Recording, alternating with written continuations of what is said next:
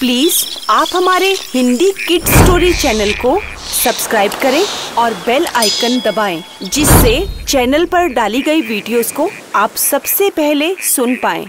और अगर आपको ये कहानियाँ अच्छी लगे तो उन्हें लाइक और शेयर करना ना भूलें। हेलो बच्चों, कैसे हो आप सब? आज हम आपके लिए एक और नई कहानी लेके आए हैं जिसका शीर्षक है किसान और हलवाई। एक समय की बात है, एक बार एक किसान जिसका नाम मोहन था।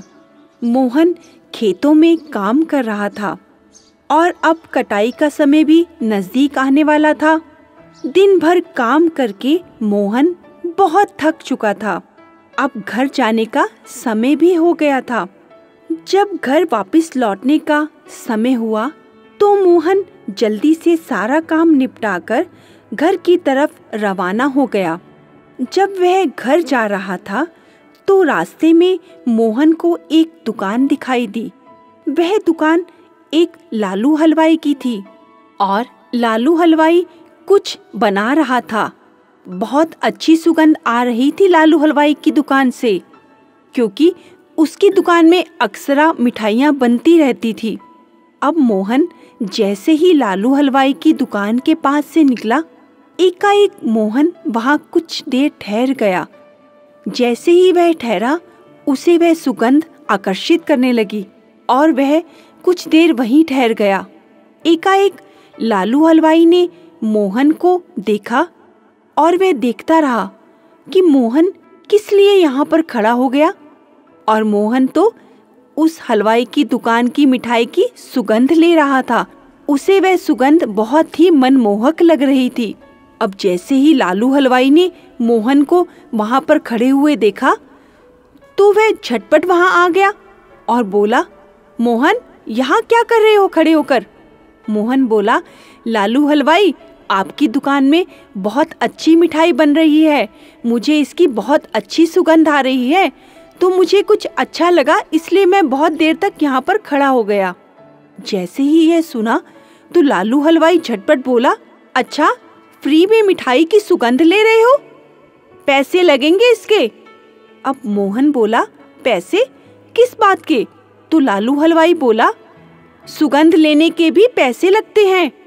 सुगंध लेना यानी कि मिठाई खाने के बराबर होता है। अब मोहन कुछ हैरान होकर बोला, सुगंध लेना मिठाई खाने के बराबर? ये क्या हुआ? हाँ हाँ, क्यों नहीं, तुमने सुगंध ली तो इसके पैसे लगेंगे। अब मोहन थोड़ा सा चुप हो गया और जेब से पैसे निकालने लगा और उसके जेब से कुछ सिक्के निकले। अब मोहन ने भी एक चालाकी खेली।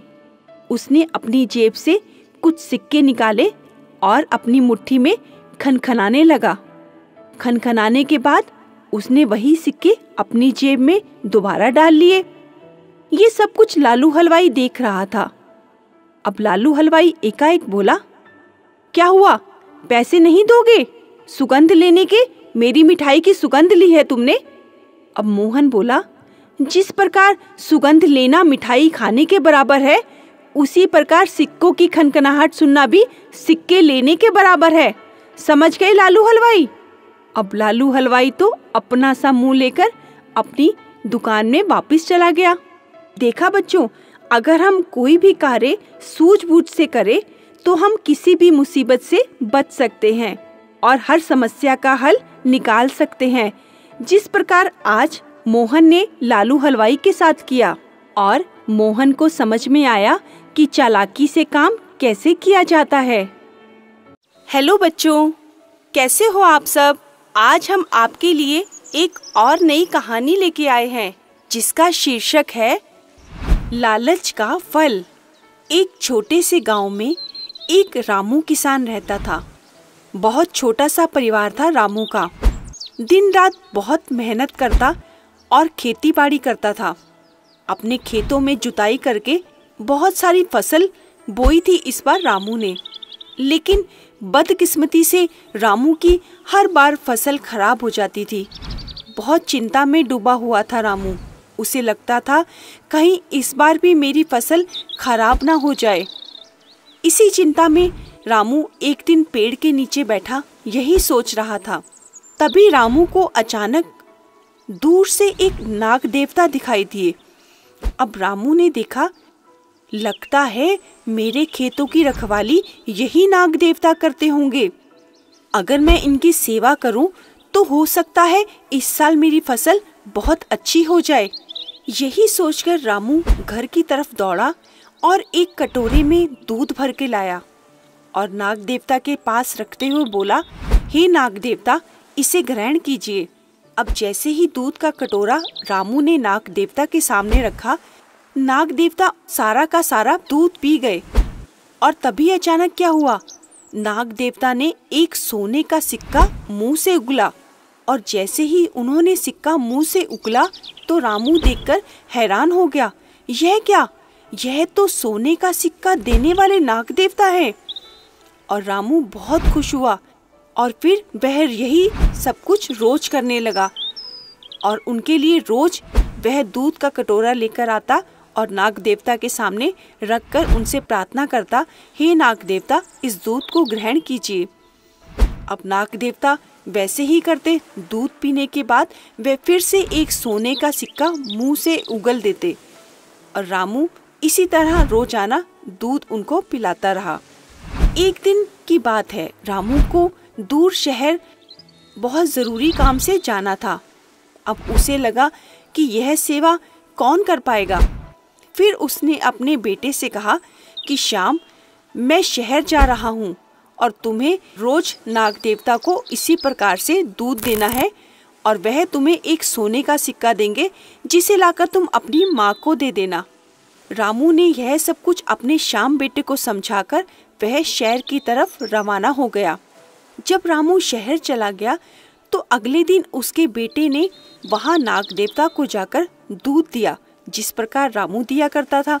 अब श्याम पास बैठकर यही देख रहा था कि किस प्रकार नाग देवता उसे एक सोने का सिक्का मुंह से उगल कर देंगे।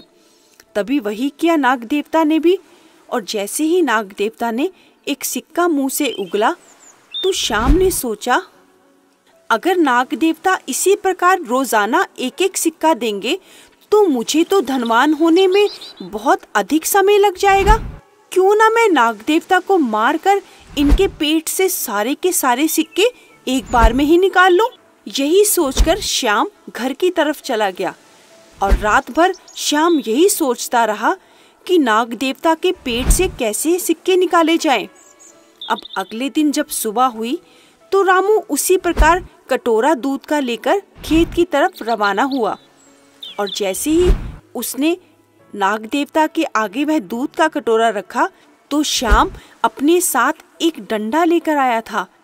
वह सोच रहा था जैसे ही नाग देवता दूध पिएंगे मैं उसी वक्त उनके सिर पर डंडा मार के उन्हें मार दूंगा और उनके पेट से सारे सिक्के निकाल लूंगा, फिर तो मैं बहुत जल्दी धनवान हो जाऊंगा।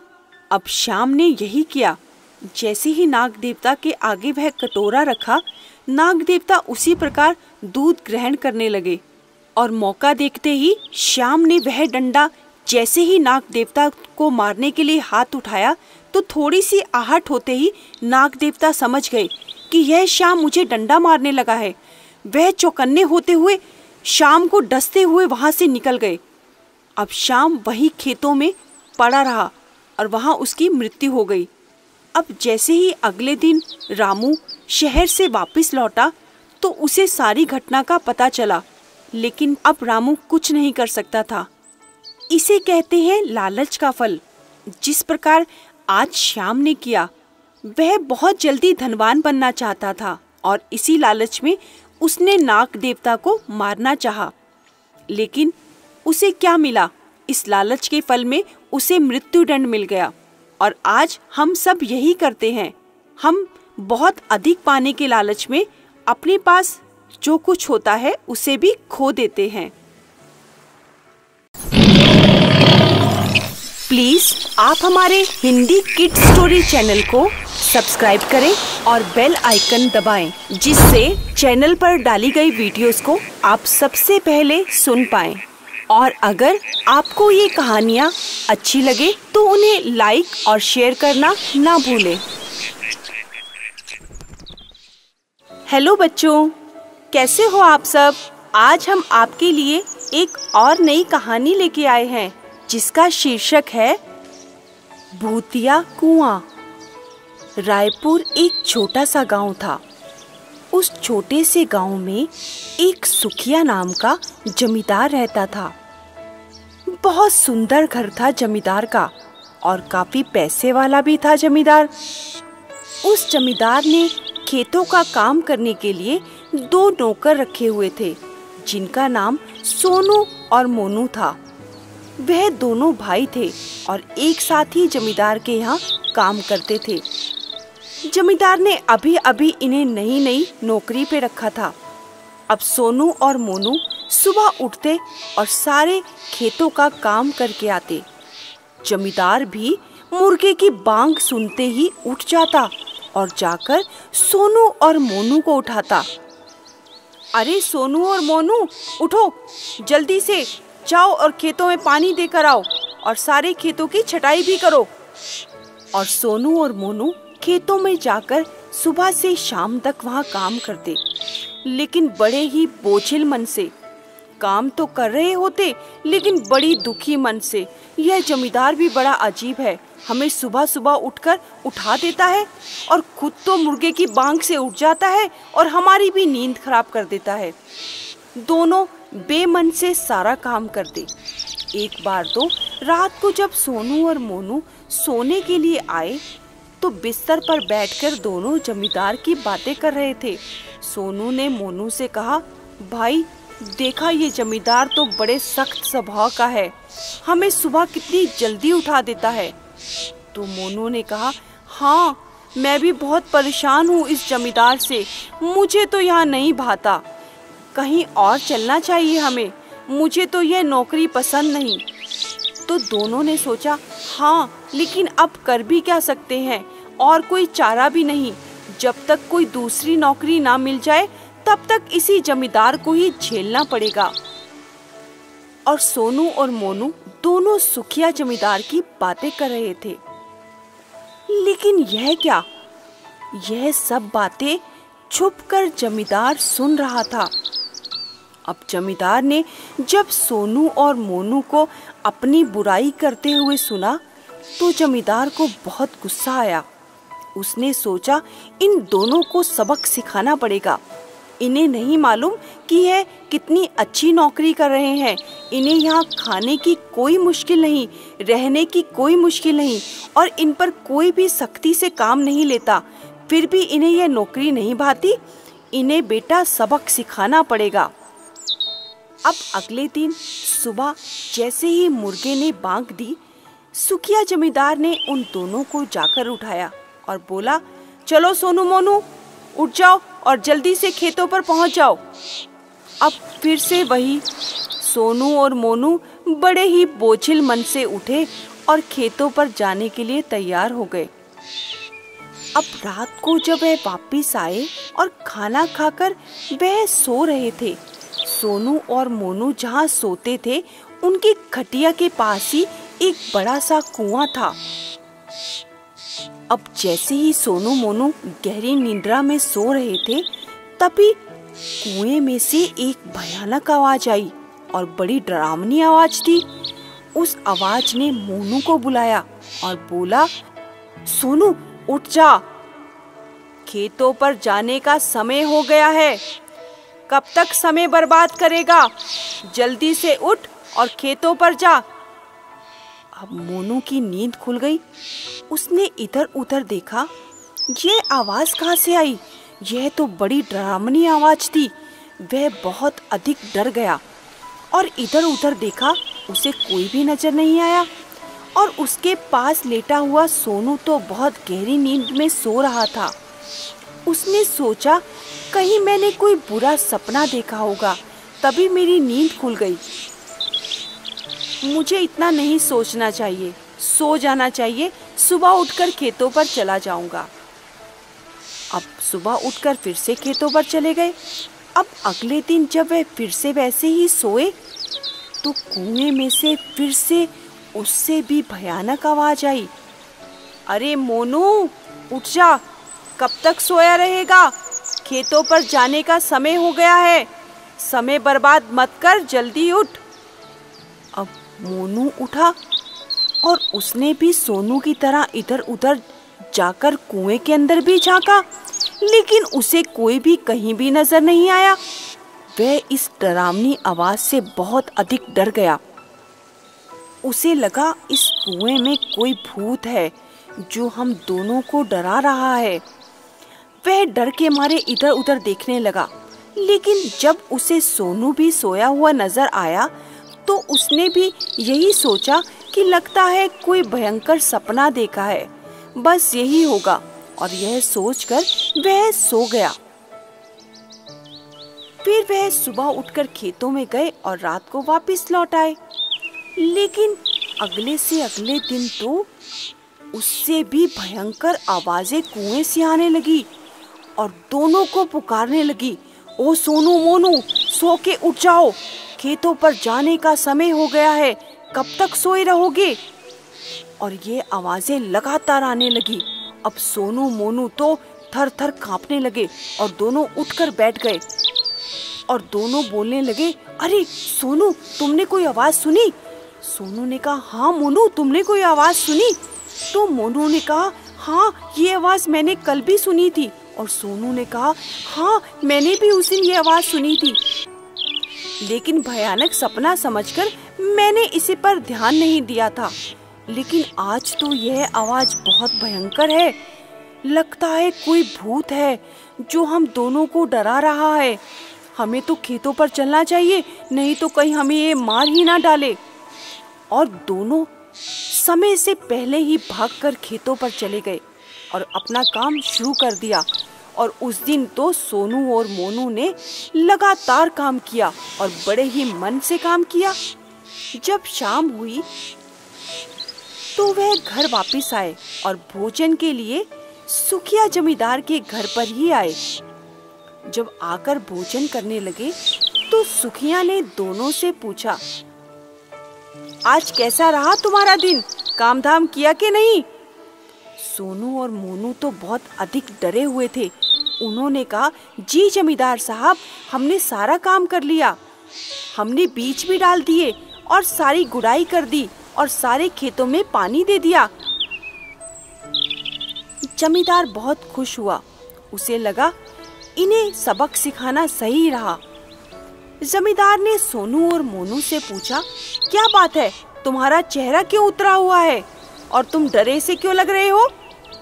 अब सोनू और मोनू ने सारी बात उगल दी और उस कुएं वाली भयंकर आवाज के बारे में जमींदार को बताया और बोला, जमींदार साहब, उस कुएं में तो एक भूत रहता है।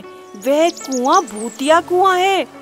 उस कुएं में से रात को बहुत डरावनी आवाजें आती हैं, बहुत भयंकर भयंकर आवाजें हमें डराती हैं और सुबह उठने के लिए कहती है। हम क्या करें, हम तो समय से पहले ही उठकर खेत चले गए थे और आज हमने मन लगाकर काम किया। हम कभी भी ऐसा नहीं करेंगे। अब से हम मन लगाकर काम करेंगे, लेकिन आप इस भूत को भगा दो, हमें बहुत डर लगता है। हम तो रात भर सो भी नहीं पाते। अब जमींदार उन दोनों की बात सुनकर खिलखिलाकर हंस पड़ा। अब दोनों जमींदार की शक्ल देखने लगे कि यह क्या, यह क्यों हंस रहे हैं। जमींदार ने कहा, देखो, वहाँ कोई भूत वूत नहीं रहता। यह सब कुछ मैंने तुम्हें सबक सिखाने के लिए किया था, ताकि तुम्हें समय की कीमत पता चले और तुम्हें यह भी मालूम चले कि तुम्हारी नौकरी घटिया नहीं, बढ़िया नौकरी है। अब दोनों ने हाथ जोड़कर जमींदार से माफी मांगी और उस दिन के बाद सोनू और मोनू दिल लगाकर काम करने लगे और उस भूतिया कुएं से फिर कभी भी डरावनी आवाज नहीं आई, क्योंकि यह सब कुछ जमींदार ने उन्हें सबक सिखाने के लिए किया था। देखा बच्चों, कई बार हमारे माता पिता भी हमें अच्छी बातें समझाने के लिए भी कई तरीके अपनाते हैं, जिससे हम सही रास्ते पर चल पाएं और वही जमींदार ने किया। सोनू और मोनू को सबक सिखाया ताकि वे उसके पास ईमानदारी से और मन लगाकर काम करें।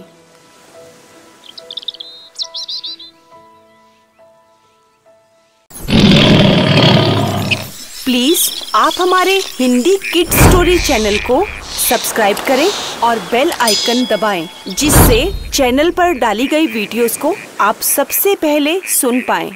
और अगर आपको ये कहानियाँ अच्छी लगे तो उन्हें लाइक और शेयर करना ना भूलें। हेलो बच्चों, कैसे हो आप सब? आज हम आपके लिए एक और नई कहानी लेके आए हैं जिसका शीर्षक है एकता में बल। किसी गांव में एक किसान रहता था। उसके 4 पुत्र थे। किसान बहुत ही मेहनत से अपना काम करता था और बहुत ही ज़्यादा मेहनती भी था। यही कारण था कि उसके चारों पुत्र बहुत अधिक मेहनती थे, क्योंकि वह भी अपने पिता को मेहनत से कभी भी पीछे हटते हुए नहीं देखते थे। उन्हें लगता था हमारे पिता हर वक्त मेहनत करते हैं। लेकिन परेशानी यह थी कि किसान के सभी पुत्र आपस में हमेशा झगड़ा करते रहते थे। उनकी कभी भी आपस में बिल्कुल भी बनती नहीं थी। वे छोटी छोटी बात पर आपस में झगड़ते रहते थे। अपने पुत्रों को इस प्रकार झगड़ा करते हुए देखते किसान बहुत परेशान रहता था। उसे लगता था आज तो मैं इनके पास हूँ, कल अगर मैं नहीं रहा तो यह तो झगड़ा कर कर के ही अपना जीवन निकाल देंगे। किसान ने कई बार अपने पुत्रों को इस बात का समझाने का भी प्रयास किया, लेकिन उनको तो इन बातों पर जरा सा भी फर्क नहीं पड़ा। अब धीरे धीरे किसान भी बूढ़ा हो चला था। उसके पुत्रों के लड़ाई झगड़े का सिलसिला कभी भी खत्म होने वाला नहीं लगता था। एक दिन किसान बहुत अधिक बीमार पड़ गया। उसे लगा कि मेरे मरने के बाद शायद मेरे पुत्रों में आपस में कभी ना बने, क्योंकि यह तो हर वक्त झगड़ते ही रहते हैं। ऐसे में किसान ने एक तरकीब निकाली और अपने पुत्रों को झगड़े की इस आदत को दूर करने के लिए उसने अब मन बना लिया था। उसने अब सारे पुत्रों को आवाज लगाई और कहा, तुम सब एक साथ मेरे पास आ जाओ। किसान की आवाज सुनते ही सभी पुत्र एक साथ उसके पास पहुंच गए। उन्हें यह समझ नहीं आ रहा था कि पिताजी ने हमें सबको एक साथ क्यों बुलाया है। सभी ने पिता को उन्हें बुलाने का कारण पूछा। किसान ने कहा, आज मैं तुम सबको एक बात बताने जा रहा हूँ। मैं देखना चाहता हूँ कि तुम में से ऐसा कौन कर सकता है और कौन मेरी बात को बेखूबी से कर पाएगा। सभी पुत्रों ने एक सुर में कहा, हाँ पिताजी, हम आपकी हर बात मानेंगे और ऐसा कौन सा काम है जो हम नहीं कर सकते। आप जो कहेंगे हम वही करेंगे और पूरी मेहनत और ईमानदारी से करेंगे। बच्चों के मुख से यह बात सुनकर किसान ने अपने बड़े बेटे से कहा, जाओ और बाहर से कुछ लकड़ियां उठाकर लाओ। किसान ने अपने दूसरे बेटे से कहा, तुम भी जाओ और एक रस्सी लेकर आओ। पिता के बोलते ही बड़ा बेटा लकड़ियां लेने चला गया और दूसरा बेटा रस्सी लेने के लिए, क्योंकि किसान ने उसे रस्सी के लिए कहा था। अब थोड़ी देर बाद दोनों वापस लौट आए और पिता को लकड़ियों को पकड़ाते हुए कहा, लीजिए पिताजी, मैं लकड़ियां ले आया हूँ। और दूसरे बेटे ने कहा, लीजिए पिताजी, मैं भी रस्सी ले आया हूँ। अब किसान ने अपने बेटों को कहा कि तुम इन लकड़ियों को एक साथ रस्सी से बांध दो। बेटों ने भी इसी प्रकार किया, लकड़ियों का गट्ठर बनाया और उन्हें सबको एक साथ रस्सी से बांध दिया। गट्ठर तैयार होने के बाद बड़े बेटे ने किसान से पूछा, पिताजी अब हमें क्या करना है? पिता ने मुस्कुराते हुए कहा, बच्चों अब आपको इस लकड़ी के गट्ठर को 2 भागों में बल से तोड़ना है। अब पिताजी की यह बात सुनकर बड़ा बेटा हंसने लगा और बोला, यह काम कौन सा मुश्किल काम है, इसे तो मैं आसानी से कर दूंगा। और दूसरा बेटा बोला, पिताजी यह तो मेरे बाएं हाथ का काम है, इसे मैं भी निपटा दूंगा। तीसरे बेटे ने कहा, इस काम को तो पिताजी मेरे सिवा कोई भी नहीं कर पाएगा। अब चौथा बेटा भी कहाँ पीछे रहने वाला था, उसने भी कहा, तुम में से यह कोई भी नहीं कर पाएगा, देखना यह काम तो सिर्फ मैं ही कर पाऊंगा। फिर क्या था, सबने अपनी बातों को साबित करने के लिए वे सब एक साथ जुट गए और फिर बारी बारी से भाइयों में झगड़ा शुरू हो गया। किसान बोला, मेरे बच्चों, मैंने तुम्हें झगड़ा करने के लिए नहीं बुलाया है, बल्कि मैं देखना चाहता हूँ कि तुम में से ऐसा कौन कर सकता है कि बेखूबी से इन लकड़ी के गट्ठों को 2 हिस्सों में तोड़ दे। यह कहते हुए किसान ने सबसे पहले लकड़ी के गट्ठर को अपने बड़े बेटे के हाथ में दिया और कहा, बेटा इसे आसानी से 2 हिस्सों में बांट दो। लेकिन यह क्या, बड़ा बेटा तो यह करने में असफल रहा। फिर किसान ने अपने दूसरे बेटे को वह लकड़ी का गट्ठर थमा दिया और कहा, बेटा यह काम तुमसे हो पाएगा, तुम कोशिश कर लो।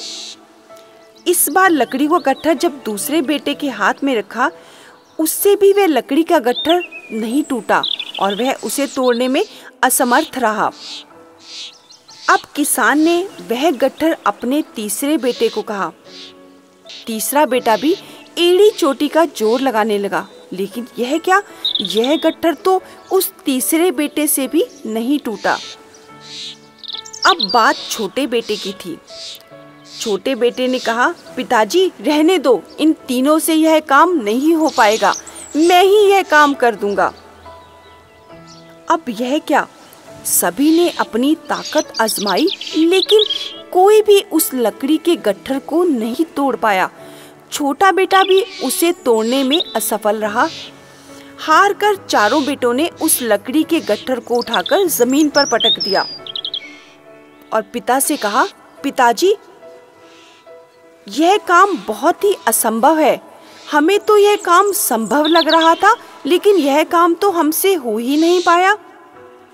किसान थोड़ा मुस्कुराया और बोला, बच्चों अब आप इस लकड़ी के गट्ठर को खोल दो, इसकी लकड़ियों को अलग अलग कर दो और फिर इसे तोड़ने का प्रयास करो। चारों भाइयों ने ऐसा ही किया।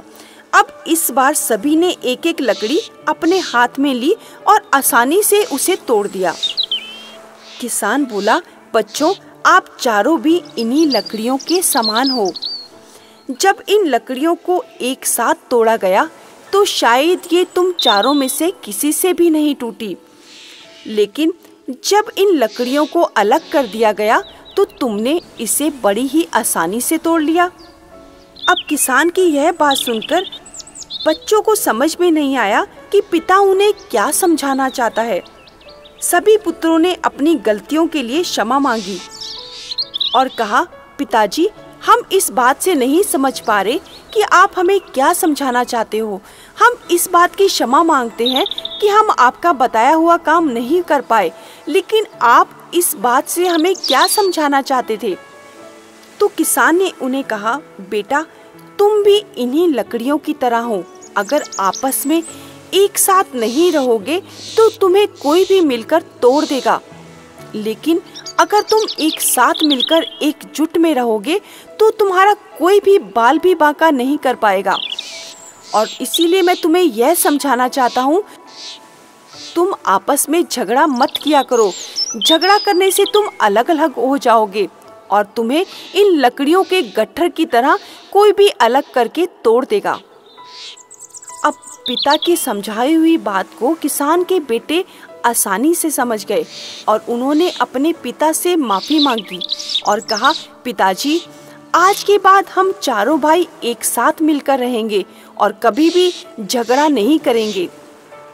देखा बच्चों, इसे कहते हैं एकता में बल, क्योंकि यह बात हमें बतलाती है कि एकता में बहुत बड़ी ताकत है। अगर हम एक साथ आपस में एकजुट होकर रहते हैं तो हम कोई भी मुश्किल का सामना कर पाते हैं।